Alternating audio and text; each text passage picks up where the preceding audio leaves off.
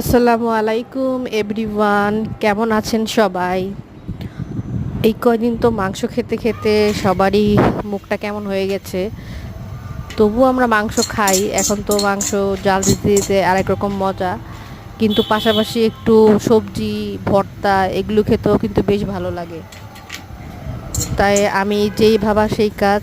আজকে আমি ভাবলাম যে একটু ভর্তা বানাই, শুটকির ভর্তা আমার খুব ভালো লাগে এবং এটা অনেকেরই পছন্দ। তাই নিজেই আটার মধ্যে শুটকির ভর্তা বানিয়ে নিই, যখন ইচ্ছা করে তখনই করে ফেলি।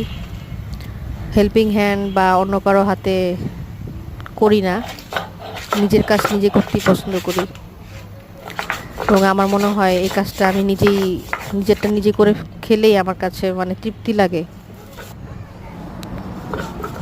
তো ফার্স্টে দেখে নিলেন আমি কিভাবে ভর্তার জন্য চাপা শুটকি নিয়ে নিয়েছি, বা অনেকে বাঁশপাতা শুটকিও বলে। সেটা ভালোভাবে ওয়াশ করে তারপরে শুকনো মরিচ ভিজিয়ে রেখেছিলাম, সেটা আবার আমি নিলাম। আর সাথে হচ্ছে পেঁয়াজ। আমাদের ফ্যামিলিতে বা আমি নিজেও শুটকির ভর্তাতে রসুনটা দেই না, অনেকেই দেয়। আমাদের কাছে মনে হয় শুটকির ভর্তাতে রসুন দিলে তার ফ্লেভারটা থাকে না। আপনারা এভাবে বানিয়ে খেয়ে দেখবেন, খুব ভালো লাগে।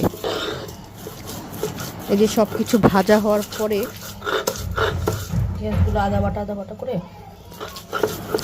সব বেটে নিচ্ছি, দেখতেই পাচ্ছেন। এবং লাস্টের দিয়ে পেঁয়াজটা আধা বাটা করে দিতে হবে, যেন প্রত্যেকটা দাঁতের কামড়ে কামড়ে পেঁয়াজ লাগে।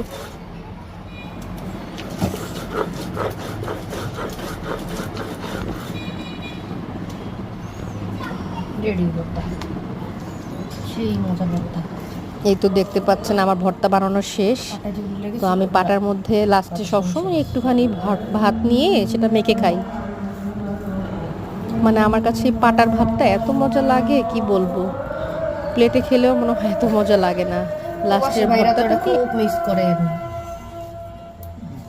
লাস্টের ভাত পাটার মধ্যে মেখে খেলে খুবই ভালো লাগে। তা আশা করি আমার ভিডিওটা আপনাদের ভালো লেগেছে। আমার ভিডিওতে আপনারা অবশ্যই লাইক কমেন্ট করবেন, আর প্লিজ আপনাদের এই বোনটাকে সাপোর্ট করবেন, সাবস্ক্রাইব করে দিন আমার এই নতুন চ্যানেলটাকে। আল্লাহ হাফেজ, ভালো থাকবেন সবাই।